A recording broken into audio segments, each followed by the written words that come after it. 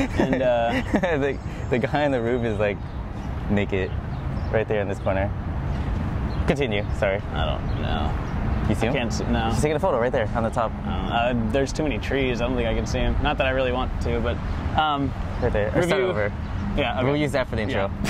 Yeah. All right.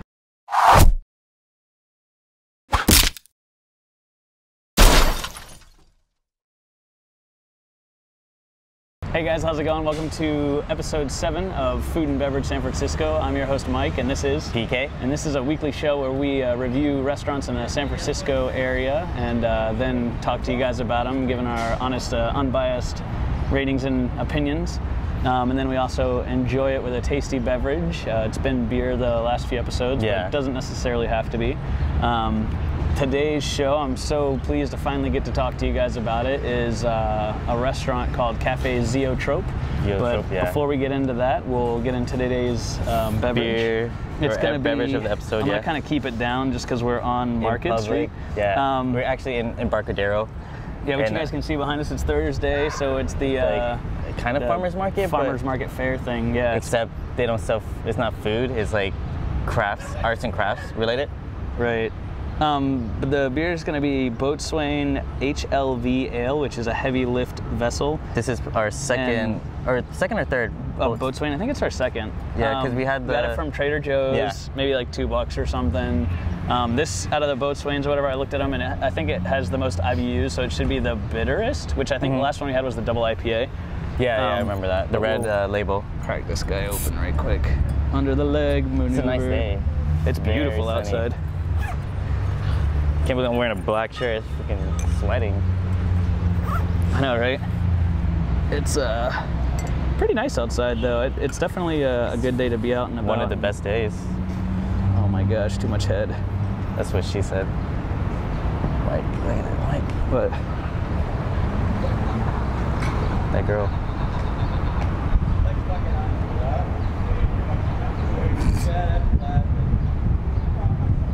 I love the city.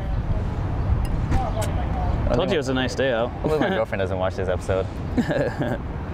I'll censor that out. A black bar runs across the screen. That would be awesome. I almost hope you do it. All right, sorry guys, this is taking a really long time to pour because it's like super heady. IPA, right? I don't know. I think so. If I had to guess, I would assume that was like the style it was. Look at this, dude. It's like an ice cream float. Seriously? Oh, all right, I spilled some, but you know what? That's fine. We're gonna tuck this guy in here and then get into our... We try to keep a good distance so we won't be bothered by the locals. Too many people. You never know in the city. It can kind of get hectic, and we're definitely in the middle of everything, so we're kind of asking for it a little bit, but... All right, but so I mean, to get into we're doing it for you guys. Definitely darker, as you guys can see. Smells good. Very amberish. A lot of malt again right away. I wish there was more hops. I can smell it. Like I can really smell it from here. It's very aromatic. Yeah. But very like caramelized, caramelly, like sugary malts. Maybe a little like sweet floralish, kind of just a touch. Not maybe citrusy, but not very much. Like not as much as I would expect. I don't think the wind is helping.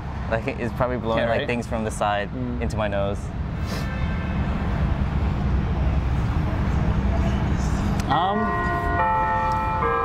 We'll give that a second. It's not a. I know, yeah, right. It's not as bitter as I expected it to be, and not too much going on the palate, which I mean, I guess is kind of to be expected from something like this. I still don't know if it's like a mass-produced beer or if it's something that's just made for Trader Joe's. So I feel like it is. I mean, I think it's probably one of their. I've only seen Boatswain at Trader Joe's. Never seen it like any local mom and pops like liquor stores. I mean, but those kind of liquor stores don't really have like a wide selection of beers, you know? You have to go to a specialty shop to get something, Yeah, but even like city beer. I don't know, I'm not that impressed. It's not horrible, but I don't know. I wasn't expecting much, but at the same time, it's always nice to be surprised, which I really wasn't in this case. Yeah. But I guess that leads us into the restaurant.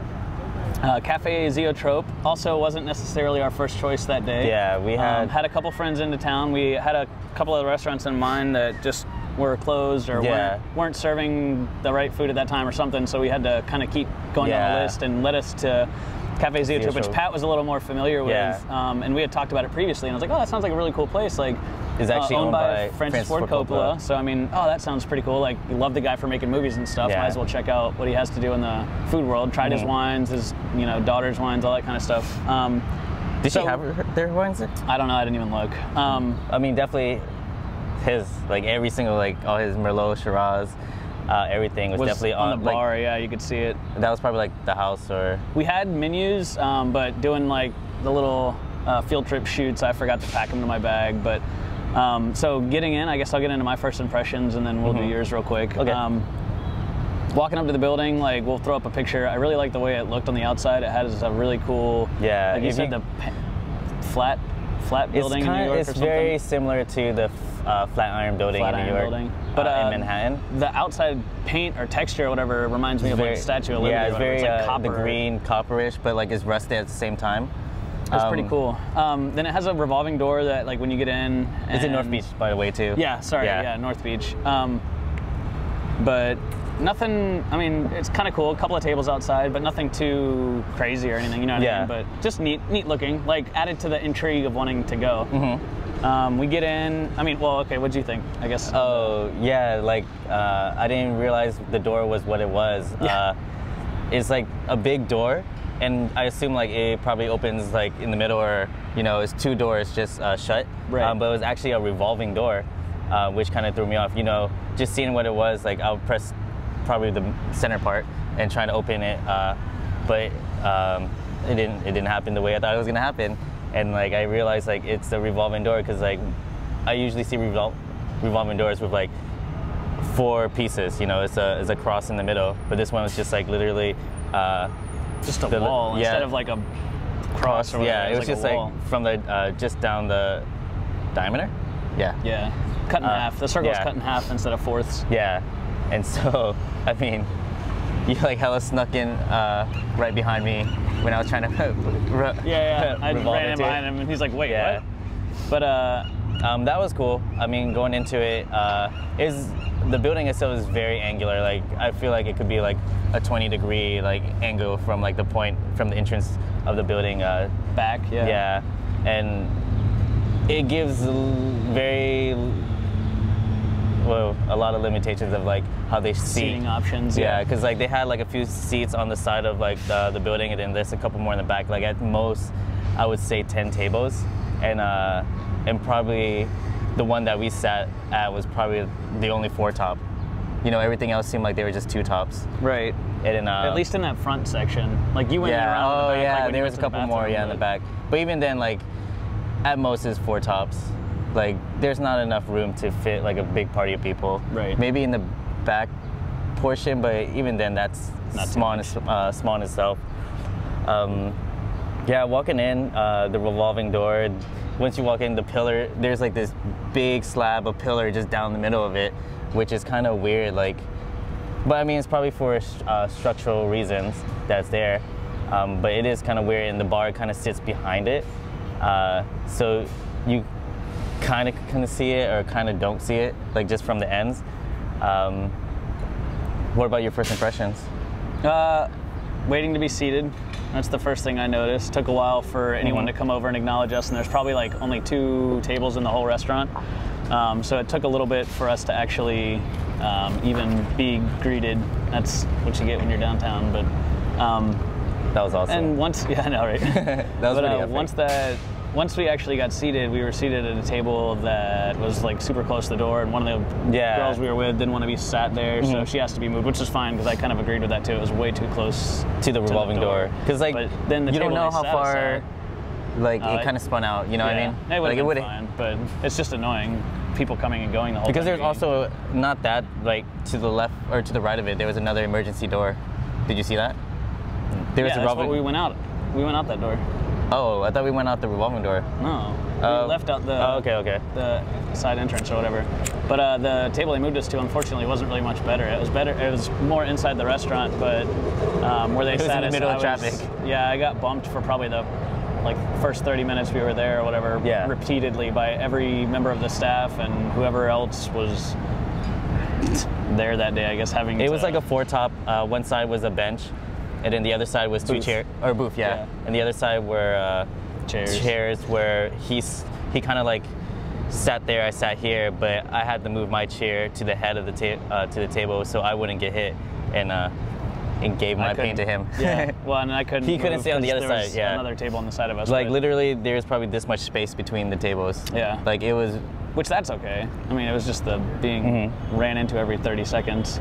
And then getting us the menus. The service kind of seemed, we didn't know who was the host or who was the server. Oh yeah, we are.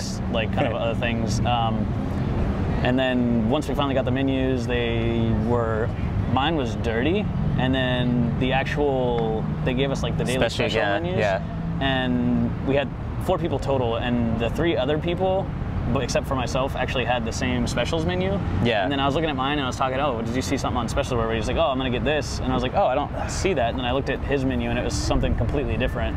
So it's like, not only did I get a dirty like main menu, and they're just paper menus, so it's like something you could easily. Do you think if you ordered something from that menu, they would have had it, or was it probably a menu from like a seasonal menu?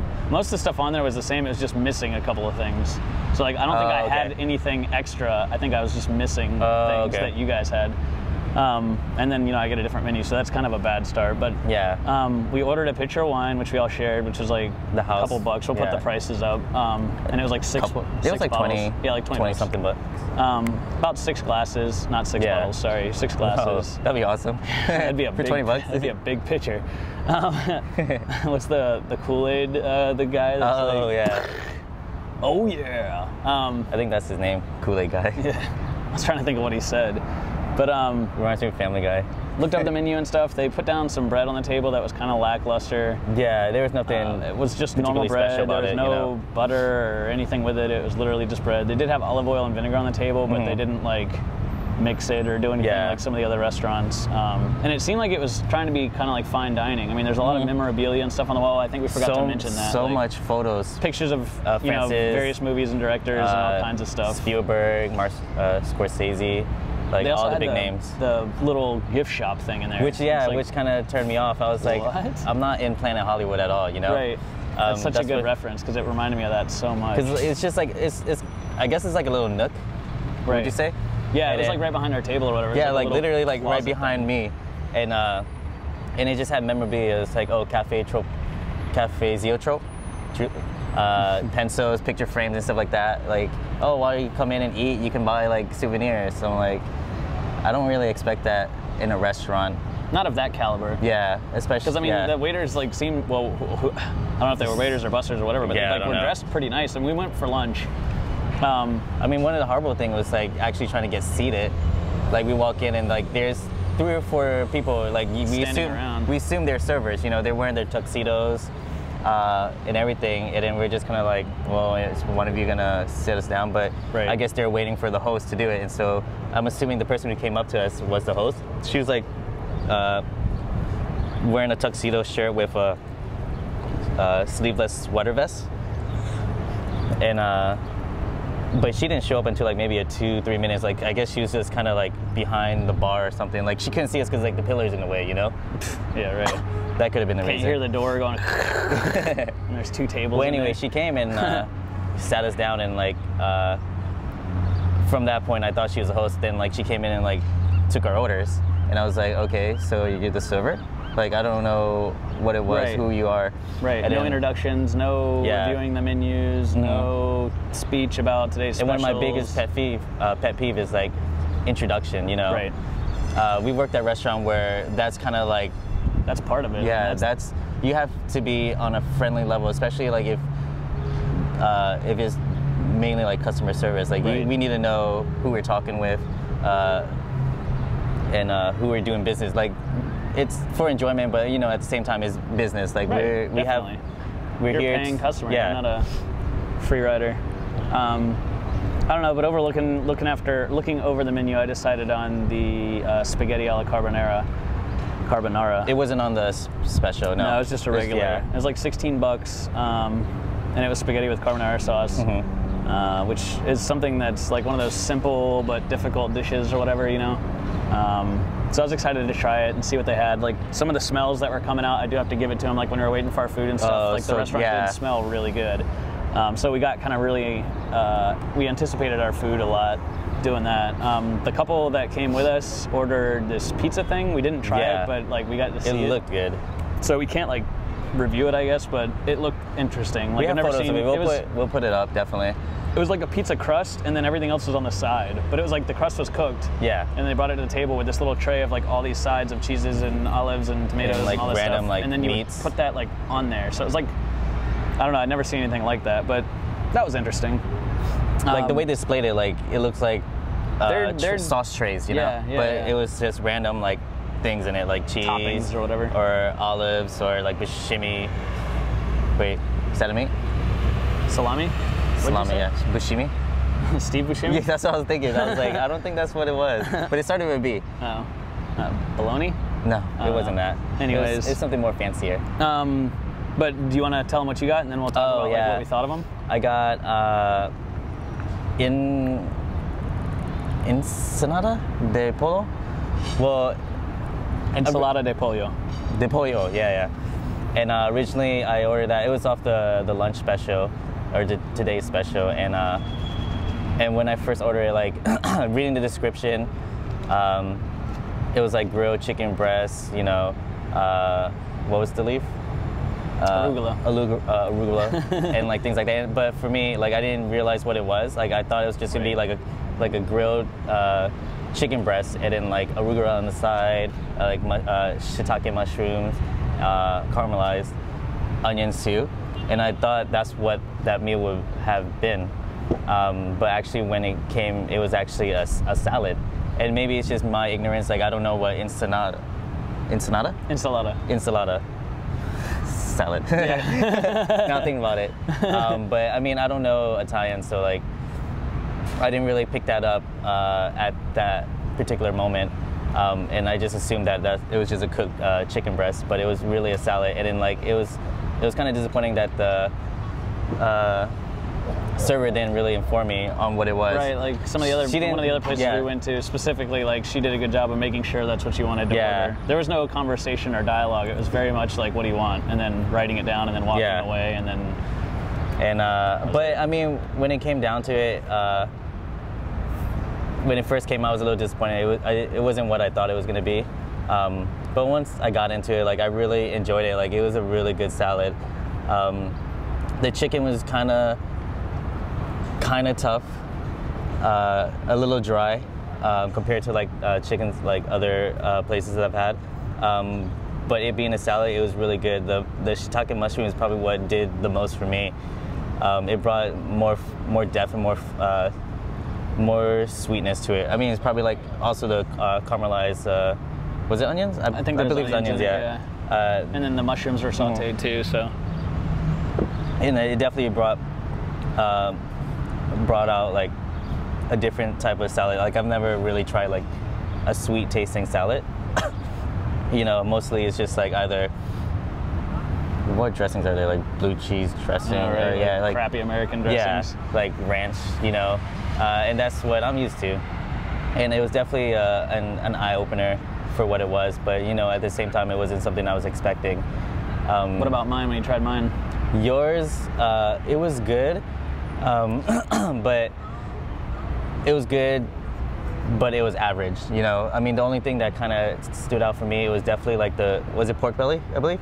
Yeah, I'm pretty sure, yeah. That one was like amazing, but then like, you know, the sauce, there wasn't really any depth. Like the pasta itself, you know, I mean, can't really go, well, I mean, you could go wrong with it, but I mean, they did for that this case, fine, yeah. But the sauce, it wasn't really like mind-blowing. And the portion which came for you, like I thought it was a lot smaller than what I expected to be. You know, I mean, you're paying $16, and it's just like, I mean, it was, yeah. You could probably hold it in your hand like this, yeah. Like, but you know, I mean, maybe Italian food comes like in small portions like that, and it's all about tasting the food and leaving like on a good, satisfactory note, and not trying to be like all American and eat like to your full, yeah. Like I was full by the end of it, but it could have been presented maybe a lot better, yeah. I mean, there was nothing. There wasn't any spaz to it, you know.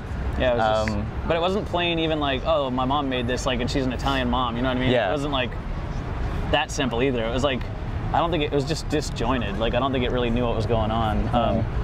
When I tasted yours, I really liked it. Like, I like the pepperiness, the white pepper that the arugula gave to the salad.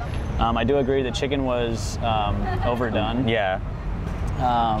The sautéed mushrooms, and I believe onions as well, really did lend a really nice, sweet, like earthy component with the. I think it would, because like I feel like they just kind of chopped it, then they grilled it. Like I think it would have been better if they like kind of grilled the whole piece and then chopped it, because like I felt like every single piece of chicken I had was just like hard, overburnt. Yeah, like the whole thing, like the cube, and then and the inside was like very dry. Right. Like I think it would have been better if they kind of just grilled the whole thing and just chopped it, so like not every single side of the cube would have been overly cooked. Kind of not. It wasn't burnt, but like it wasn't what it should have been. I agree. It was good, but it wasn't like anything special. I mean, it was just a chicken arugula salad. And then I got mine, and completely one-dimensional. Like, yeah, the pasta was cooked correctly or whatever, but the sauce was just kind of lackluster. Like, it was so one-dimensional. It's the only thing I can really think to describe it. And like, I actually seasoned the food, which we're big proponents of like eating what the chefs have prepared, because we want to adequately like talk about what that food is. And I ate about half of it, so I gave it its chance. Yeah. And then I had to put a ton of salt and pepper on it just to even bring it up. I was really surprised, because like I've never seen you do that ever. Like, I don't even do that ever normally. And it was just like, I mean, but like I had to, like, it just wasn't even. It really surprised me. I'm like, wow, he must not, like, there must not be enough flavor, or just like it's probably like super plain, like the sauce wasn't anything. Right. It reminded me of the bread a little bit. It was just super plain. But yeah, I mean, I don't know. It was sauce. Yeah, I mean, that counts. But the portion was small, but it was, like I said, it was enough to fill me up. Like, I didn't leave like overly full, but I left satisfied, I guess, in the amount of food that I had consumed. Not maybe necessarily overall. Or just like you were just done eating. Right. Kinda. Yeah. Another thing too is like, you know, we were handed off a bunch of times. Like I said, we didn't really know who was the server. Like, because I think two different people took our orders. At least. Like, it was so disjointed. And then some girl at the very end, like, brought us our check who wasn't there the whole time. Just some random person was like, and then took it and was like, how do you want to split this up and stuff? And I was like, well, if you had been here the whole time, you would know this already. Yeah. Like, or had been communicated to. You know, maybe you can't be there the whole time, but. Bathroom window. Yeah. But that was kind of frustrating too, you know. They say bathroom window. Yeah. But I don't know, like, it was just kind of a whole disjointed thing, and it reminded me of something like the whole restaurant, like at one time. It could have been amazing. Yeah. Like maybe when it first came out or something, they were like super awesome, and now it's like nobody cares anymore, and it's really lost its shine, and it's kind of broken and disjointed, and then nobody cares. And I mean, I think it's a shame. Like it I don't know. It's sad to see something go down. It feels like they have, and like, if that's what they were from the beginning, I have no idea how they've been around this long. Like false pride. Like they're like, oh, I work for Francis Ford Coppola's restaurant. You know, I'm kind of like the top dog. But then like, there's probably like stuff they're saying, but when it comes down to like their service and stuff like that, it doesn't really stand up to the name. Right. And it's like, I feel bad because like, you know, I'm a big fan of his movies and stuff. Definitely. And like. And for me, just like, oh, I get to go try like a restaurant attached to his name. You know, if his taste is as great as his style of movies, you know, got something to look forward to. Yeah, but unfortunately, that wasn't the case. Yeah, like from walking in to like leaving, it was just like. What about your final thoughts or whatever? Oh my gosh, I mean, the salad was fine. Like, it was definitely a good salad, but like what kills it is just the service and like that atmosphere and what it was about. Like, if you ever been to Planet Hollywood in like maybe there's one in LA. I don't know. But there's it was one like in Planet Orlando. Hollywood, but at least Planet Hollywood is not pretending to be something else. Yeah. Like they were pretending to be everything. Like pretending to be a gift shop, pretending to be like a memorabilia store, Like pretending trying to be like fine so dining, incognito about it, but like it's like, there. At least And, Planet Hollywood is like the photos is fine. Like having all like the memorabilia like on the but then on the selling walls. his name on everything. It's like he's like a sellout, dude. Like it's kind of what it feels like to me. Yeah, a little. I mean, I guess he's trying trying to make money off of his own name. Like that's so messed up. It's like he doesn't even care as long as he gets the dollars. I mean, but that's how he gets his money. He doesn't have. He self-finances all his movies. So I mean, our dollars. Pretty sure he has enough money to finance movies from now on. I know. He's pretty successful. But what do you think? Yeah, the service is really dropped it down. Like, I'm telling you, it's just like, it's not a restaurant that I would go again. And if I do, it's only for probably just the staple of his name, you know? If someone's in town, like, which we did, if they're a big movie buff and like they love his movies, and I was like, oh, he owns a restaurant like in the North Beach area, and if you want to go, then we'll go. And that'll probably be the only reason why I'll go back. Like, it's not going to be for the food or the service. Like, there's nothing really appealing to me. Definitely probably going to be a bad score for me. Like, I did not enjoy anything. I would say probably like a 1.7. Like, I'm very firm on that, and that's difficult. Like, it's not just the salad, it's just like the overall of it, you know? It was just like, I kind of just wanted to leave, like finish and leave, you know? I don't really care about dessert. Like, maybe the dessert would have brought the score up, but like, it was time to go. Yeah, it's just like kind of over it by the time, like, right before like we ordered, like I was just like getting hit, you know, walking, like too much traffic in the way, and just like being taking that long to be greeted and all that other stuff. Yeah, I don't know. I'm definitely going to be mirroring you pretty much on this one too. Like same thing. Like we take everything into account, you know, because we want you guys to kind of like watch the show and go try some of the stuff. And if your views fall in line or whatever, then you can start like really following what we say and like trusting our opinions and stuff. So we kind of like take the whole shebang in and all that stuff. Like, would I go back? No. Would I recommend it? No. Like, if like, somebody wants to go there, they can go by themselves. Like, it was kind of fine dining prices, sort of. $16 for a lunch pasta. I mean, and like, not everyone goes out to eat like every day. You know, and like, you don't want to go out to eat just for the waste food. That money. Yeah. You want to have a good time. Like, and this wasn't even like.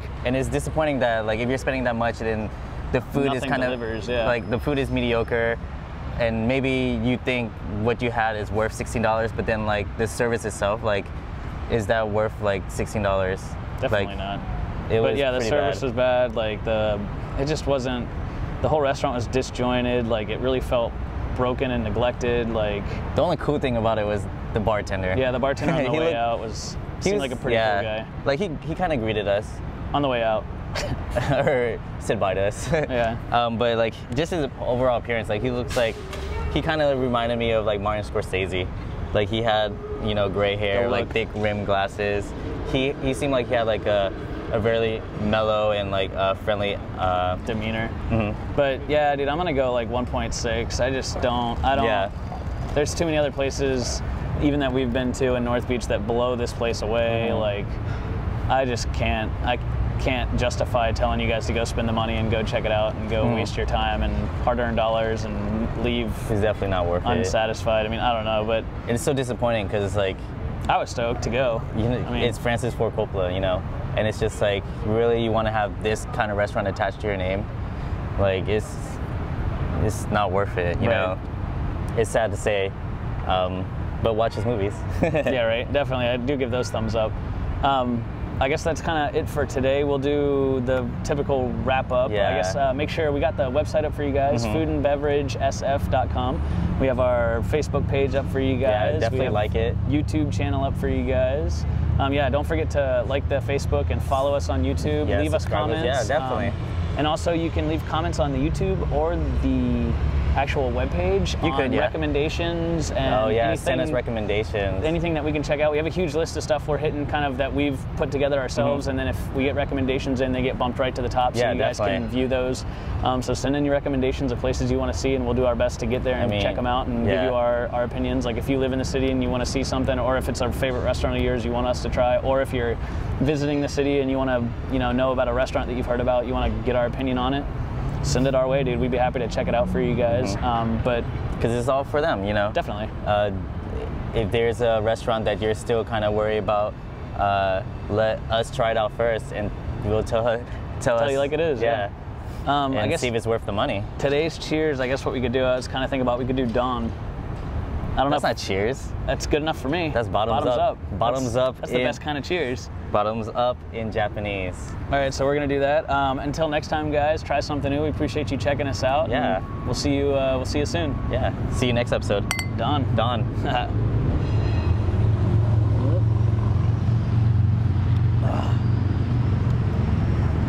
It's kind of salty at the end.